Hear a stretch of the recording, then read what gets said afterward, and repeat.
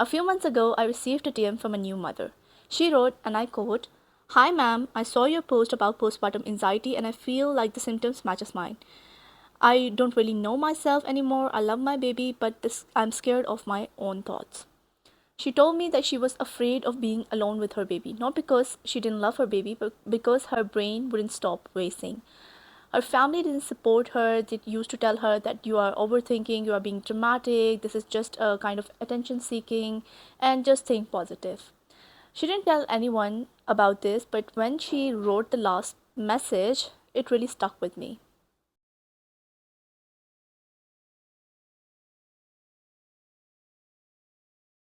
Hey guys, my name is Dr. Hamal Zahid. I am a pharmacist and the founder of Step by Step Parenting.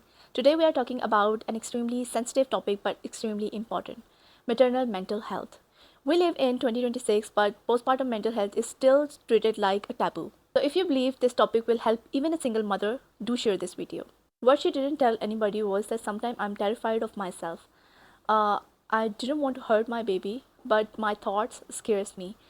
So she ended the message by saying that, is it normal or something really wrong with me? That's when I realized that not many mothers have this information about postpartum mental health, postpartum baby blues, anxiety, and depression. So that's what we are going to cover today.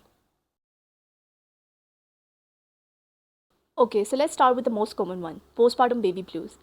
It affects 80% of the mothers and it starts usually around 2 to 3 days after birth, peaks around 4 to 5 days, and usually improve by 2 weeks. Common symptoms include crying for no reason, irritability, sensitivity, feeling doubtful or unsure about yourself, feeling overwhelmed, and most of the time having some mood swings.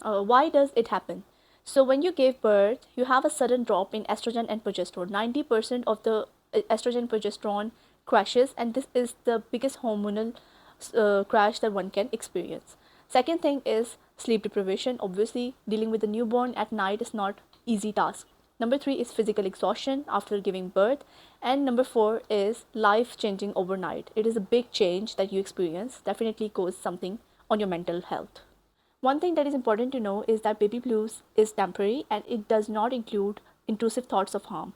And if the symptoms persist more than 2 weeks, then we need to dig further in to look what is the real issue.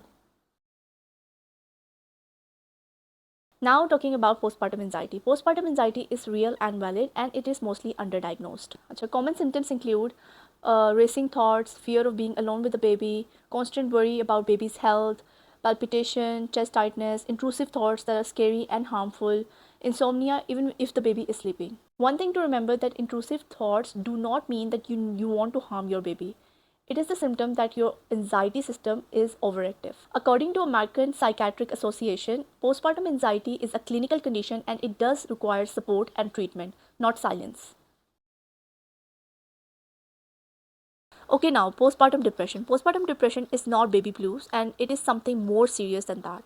It can start within a week or even months after giving birth. Common symptoms include persistent sadness, emotional numbness, having no interest in the baby or your life, lack of emotional connection with the baby, and overall feeling hopelessness, no interest in your life, or excessive guilt, feeling like you are a bad mother, and sometimes thoughts of harming yourself or the baby.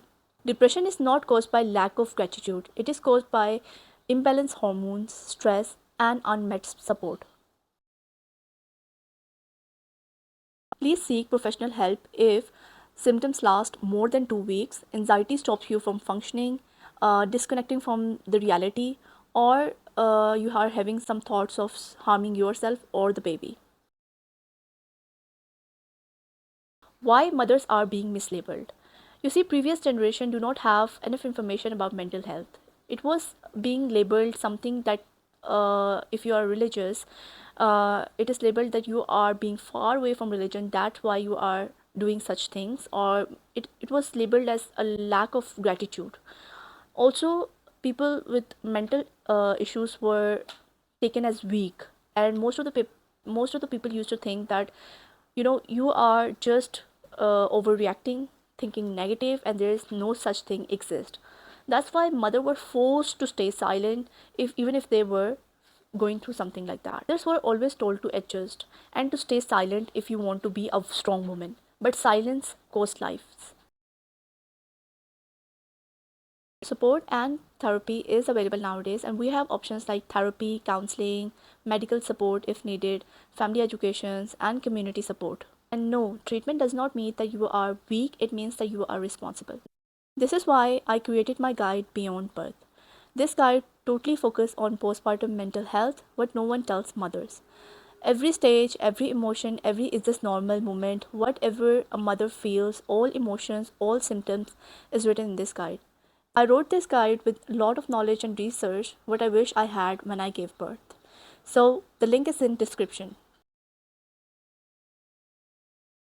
So back to our client, when I jumped into a conversation with her, I get to know that her family is not supporting her.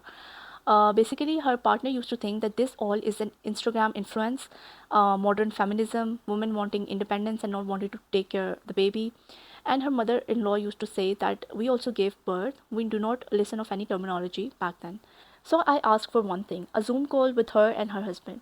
I didn't argue with them. I just told them the facts that this is not drama or getting attention or failure, but this is simple biology, her hormones, and the lack of support.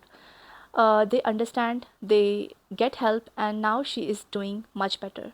So if you are a mother watching this and something feels heavy, know that you are not alone, you are not broken, and help does exist. And if you are a family member watching this, listening is sometimes the best treatment. Share this video, talk about it, and normalize it. I hope you like the video. Subscribe my channel. We'll meet you next week with a new topic. Bye.